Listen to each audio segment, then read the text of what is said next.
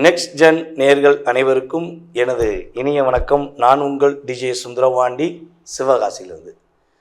நேர்களே, தற்போது நம்ம பார்க்க போகிற தலைப்பு என்னன்னு பார்த்தீங்கன்னா, 2025ஆம் ஆண்டு புரட்டாசி மாதத்தில் உங்களுடைய வாழ்க்கையில் இந்த புரட்டாசி மாதம் என்னென்ன மாற்றங்களை கொடுக்க போகுது. சூரிய பகவான் மற்றும் புதன் பகவான், அதேபோல் சுக்கிர பகவான், செவ்வாய் பகவான், ராகு பகவான், சனி பகவான், புதன் பகவான் மற்ற கிரகங்கள் உங்கள் லைஃப்பில் என்னென்ன ஒரு எதிர்பார்ப்புகளை நிறைவேற்ற போகிறாங்க அப்படிங்கிற பற்றி பார்க்க போகிறோம். எப்பவுமே பார்த்திங்கன்னா, சூரிய பகவான் எந்த ராசிக்குள்ளே நுழைகிறாரோ அந்த ராசிக்குள்ளே அவர் உள்ளே நுழைஞ்சிட்டாலே ஒவ்வொரு தமிழ் மாதமும் பிறக்கும் என்பது ஐதீகம். அப்போ சூரிய பகவான் இந்த மாதத்தில் எந்த ராசிக்குள்ளே நுழைகிறாருன்னா, கரெக்டாக கன்னி ராசிக்குள்ளே சூரிய பகவான் நுழைகிறார். கன்னி ராசிக்குள்ளே சூரியனுடன் யார் இணைந்து செயல்பட போகிறார்னு பார்த்தீங்கன்னா, புதன் பகவான் இணைந்து செயல்பட போகிறார்.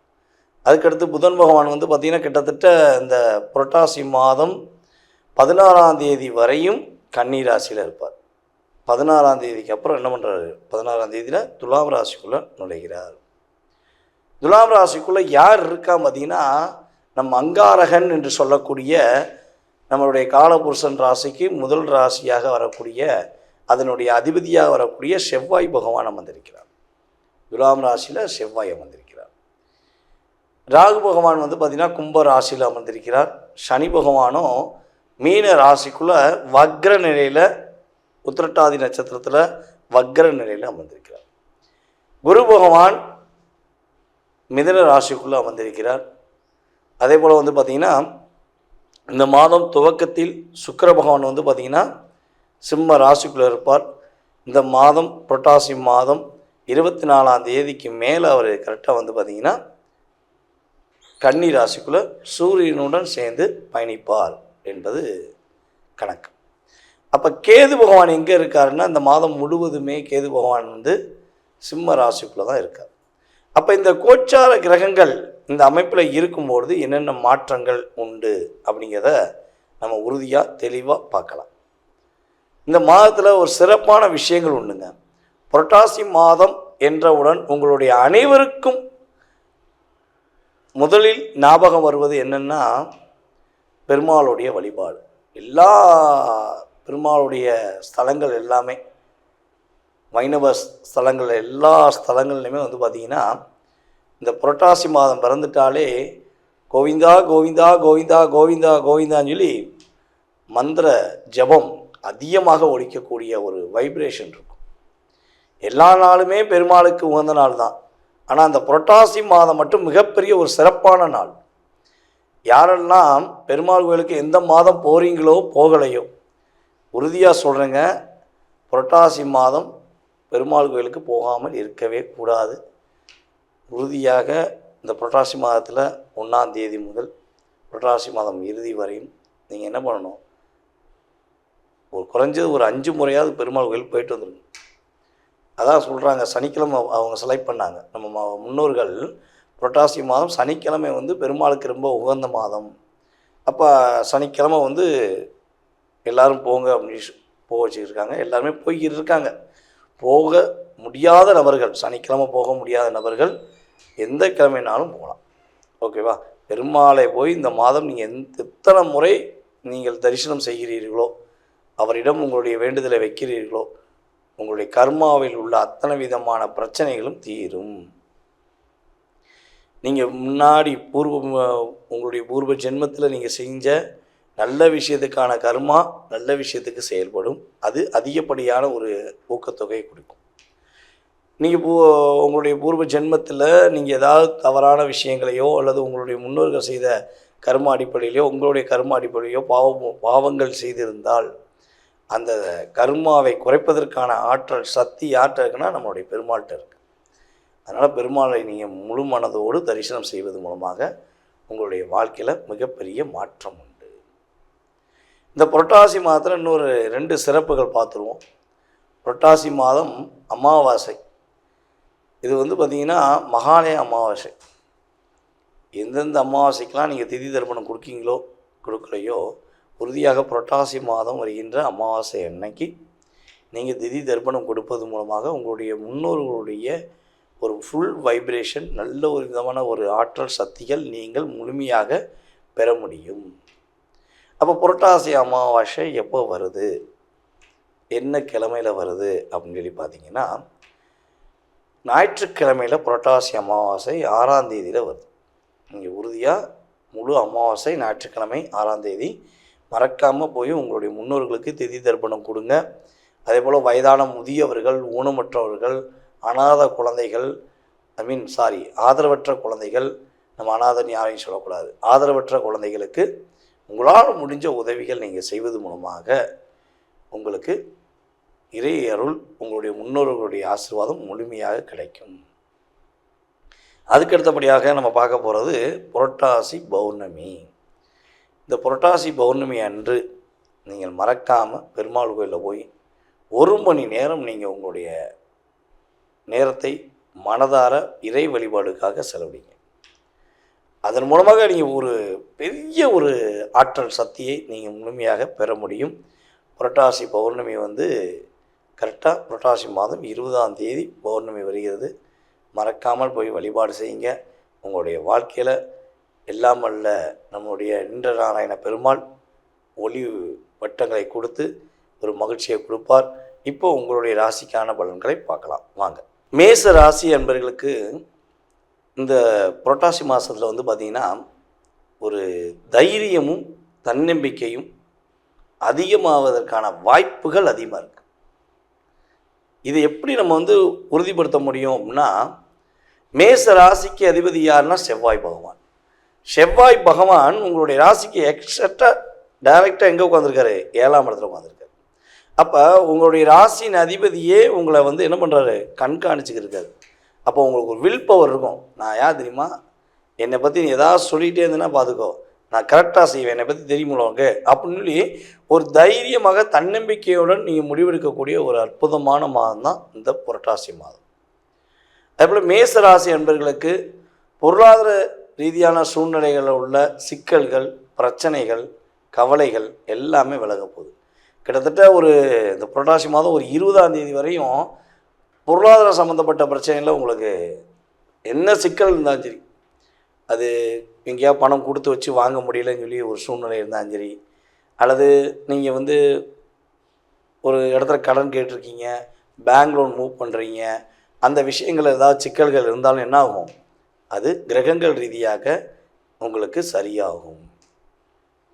காதல் சம்பந்தப்பட்ட விஷயங்களில் சொல்லலாமா வேண்டாமா, நம்ம சொன்னோம்னா அந்த பொண்ணு ஏற்றுக்குருவாங்களா ஏற்றுக்கலையான்னு தெரியலையே அப்படின்னு ஒரு தயக்கத்துடன் நீங்கள் உங்களுக்கு பிடிச்ச ஒரு பெண்ணை விரும்புகிறீங்க அப்படின்னா, அல்லது உங்களுக்கு பிடிச்ச ஒரு ஆணை நீங்கள் விரும்புகிறீங்கன்னா, இந்த புரட்டாசி மாதம் 20ஆம் தேதிக்குள்ளே உங்களுடைய காதலை நீங்கள் என்ன பண்ணலாம், வெளிப்படுத்தலாம்.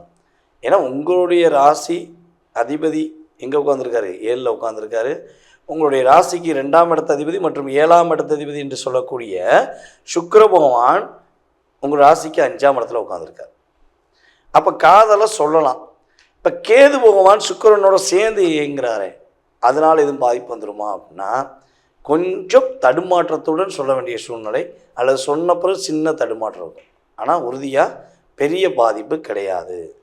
இது இளைஞர்களுக்கும் நம்முடைய குழந்தை, அதாவது பெண் குழந்தைகளுக்கும் சொல்ல வேண்டும். ஓகேவா? இதை தாண்டி கணவன் மீது மனைவி அனுபவிக்கிறதுல பிரச்சனை இருக்குது, அல்லது மனைவி மீது கணவன் அனுபவிக்கும் போது இப்போ பிரச்சனை நிறையா இருக்குது.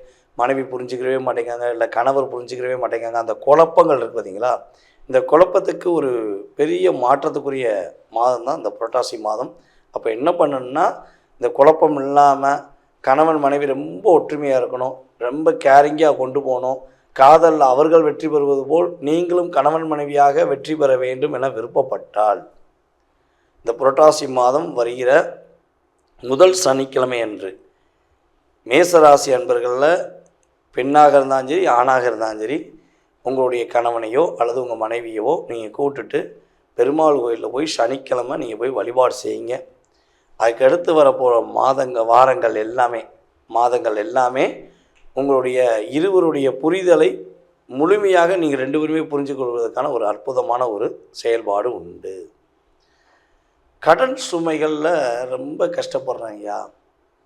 எனக்கு பார்த்திங்கன்னா கடன் வாங்கக்கூடாதுன்னு ஒரு லட்சியம் ரொம்ப இருக்கும். ஆனால் என்னை மீறி நான் ஒரு கடன் வாங்கிட்டேன் அப்படின்னு சொல்லி வருத்தப்படுறீங்களா?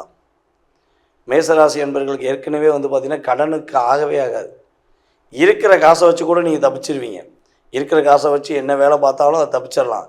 கொஞ்சம் கடன் வாங்கி தான் பண்ணி பார்ப்போமே, இதை செய்கிறத விட இன்னும் கொஞ்சம் கடன் வாங்கி அதை செஞ்சுருவோமே அப்படின்னு மட்டும் நினச்சிட்டிங்கன்னா உங்களுடைய தன்மானத்தை இழக்கிறீங்க, உங்களுடைய தைரியத்தை இழக்கிறீங்க, உங்களுடைய ஒரு கம்பீரமான சூழ்நிலையை நீங்கள் இழக்கக்கூடிய சூழ்நிலை வந்திருக்கும். கடன் வாங்காத நபர்களுக்கு வந்திருக்காது. அப்படி கடன் வாங்கிட்டு கஷ்டப்படுறீங்க அப்படின்னா அதுக்கு ஒரு தீர்வு இருக்குது. இல்லை கடன் வாங்குவதற்காக முயற்சி எடுக்கிங்கன்னா தயவுசெய்து சொல்கிறேன், உங்கள் பேரில் கடன் மட்டும் வாங்கவே வாங்காதீங்க. ஏன்னா உங்கள் பேரில் கடன் வாங்கிட்டீங்கன்னா அதை அடைப்பதற்கு நீங்கள் என்ன சொல்கிறேன்னா 2 ஜென்மம் பிறந்து வரணும்னு சொல்லுவாங்க பார்த்தீங்களா? அதே மாதிரி தான் நீங்கள் அப்படி மாட்டிக்கிட்டு முழிக்க வேண்டிய சூழ்நிலை. அதாவது தினம் தினம் செத்து பிழைக்கிறேன் அப்படிங்கிற மாதிரி தான் நீங்கள் வார்த்தையை பயன்படுத்த வேண்டிய கட்டாயம் வந்துடும்.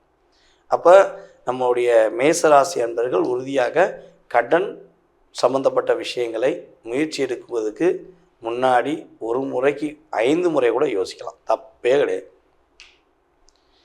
ஓகேவா? இது ஒரு பக்கம் உங்களுக்காக வாங்குகிற கடன். இதில் கூட நீங்கள் யோசித்து வாங்குவீங்க. யாராச்சும் உங்கள்கிட்ட உதவின்னு கேட்டுட்டாலோ இல்லை வேறு ஏதாச்சும் அவங்க கஷ்டப்படுறாங்கன்னா என்ன பண்ணுவீங்க, பட்டுன்னு போய் கடன் வாங்கிடுவீங்க.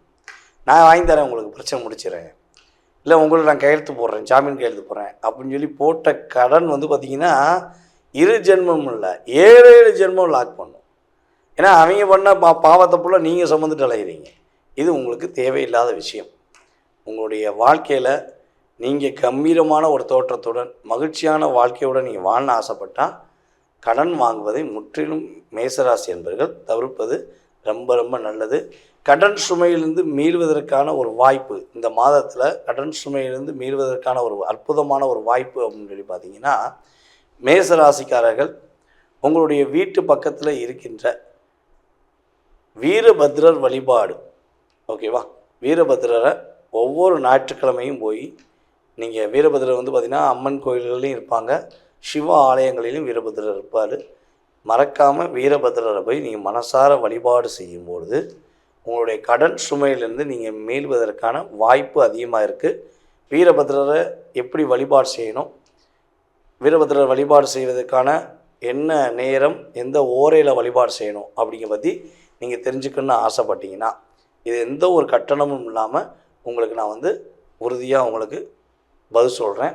அதுக்கு நீங்கள் என்ன செய்யணும்னா கீழே நம்மளுடைய யூடியூப் சேனலில் கீழே கமெண்ட்ஸ் கொடுங்க. நான் வீரபத்ரர் போய் வழிபாடு செய்ய ஆசைப்பட்றேன், எனக்கு வழிபாடு செய்வதற்கான வழிமுறைகளை சொல்லுங்கள் அப்படின்னா கட்டாயமாக உங்களுக்கு பதில் சொல்லப்படும். இல்லைன்னா ஒன்று பண்ணுங்கள், யூடியூப்லேயும் கமெண்ட்ஸ் கொடுங்க. என்னுடைய நம்பர் கீழே போட்டிருக்காங்க, இந்த நம்பருக்கு நீங்கள் எஸ்எம்எஸ் அனுப்புங்க. வழிபாடுக்காக நான் உங்களை கான்டாக்ட் பண்ணுறேங்கிறத நீங்கள் சொன்னீங்கன்னா எந்த ஒரு கட்டணமும் இல்லாமல் நம்மளுடைய அலுவலகத்திலேருந்து உங்களுக்கு பதில் அளிப்பாங்க. என்னையும் நீங்கள் தொடர்பு கொள்ளலாம். ஓகேவா? இதை நீங்கள் சரியான முறையில் பயன்படுத்தினா இந்த மாதம் மேசராசி என்பவர்களுக்கு வெற்றியும் மகிழ்ச்சியும் அதிகமாக இருக்கக்கூடிய ஒரு அற்புதமான மாதம். அன்பு நேயர்களே, தற்போது வரை நீங்கள் பொறுமையாக கிட்டத்தட்ட நான் பேசின ஒரு 10 நிமிடங்களில் நீங்கள் பொறுமையாக கேட்டிருக்கீங்க. அதுவே எனக்கு ரொம்ப ரொம்ப சந்தோஷம். உங்களுக்கு நான் நன்றியை தெரிவிச்சுக்கிறேன். இப்போ வரையும் நீங்கள் பார்த்த அத்தனை விதமான செயல்பாடுகள், கிரகங்கள் கொடுக்கின்ற தன்மைகள், கிரகம் கொடுக்க போகின்ற தன்மைகள், அத்தனை விதமான விஷயங்களும் உங்களுடைய கோச்சார பலன்கள் ரீதியாக கொடுக்கப்பட்ட விஷயங்கள். கிரகங்கள் இப்பொழுது உள்ள கோச்சாரத்தை வைத்து உங்களுக்கு என்னென்ன மாற்றங்களை கொடுப்பாங்க, என்னென்ன விஷயங்கள் கிடைக்க போகுது என்பதை தெளிவாக சொல்லியிருக்கோம். இதை தாண்டி உங்களுடைய சுய ஜாதகம் சம்பந்தப்பட்ட கேள்விகளை நீங்கள் தெரிஞ்சுக்கணும்னு விருப்பப்பட்டால், உங்களுக்கு ஆர்வம் இருந்தால், அல்லது ஜாதகமே இல்லை என்னுடைய எதிர்காலத்தை தெரிஞ்சுக்கலாமா அப்படின்னு நினைக்கிற அத்தனை விதமான நம்முடைய நேயர்களுக்கு நான் சொல்வது என்னென்னா, இந்த 20% என்னால் தெளிவாக கணக்கிட முடியும் என்று நீங்கள் நம்பினால் நீங்கள் கீழே உள்ள வாட்ஸ்அப் நம்பருக்கு உங்கள் டீட்டெயில்ஸ் எனக்கு அனுப்பிவிடுங்க. உங்களுக்கு அப்பாயின்மெண்ட் டைம் கொடுக்கப்படும். அந்த நேரத்தில் உங்களுடைய சுய ஜாதகம் சம்மந்தப்பட்ட அத்தனை விதமான கேள்விகளுக்கும் மிக துல்லியமாக தெளிவாக பதில் கூற நான் கடமைப்பட்டிருக்கிறேன். வாய்ப்பளித்த நல்ல உள்ளங்களுக்கும் மேலும் எங்களுடைய அன்பு நேயர்கள் அனைவருக்கும் எனது பணிவான வணக்கத்தை கூறி விடைபெறுகிறேன். நன்றி, வணக்கம்.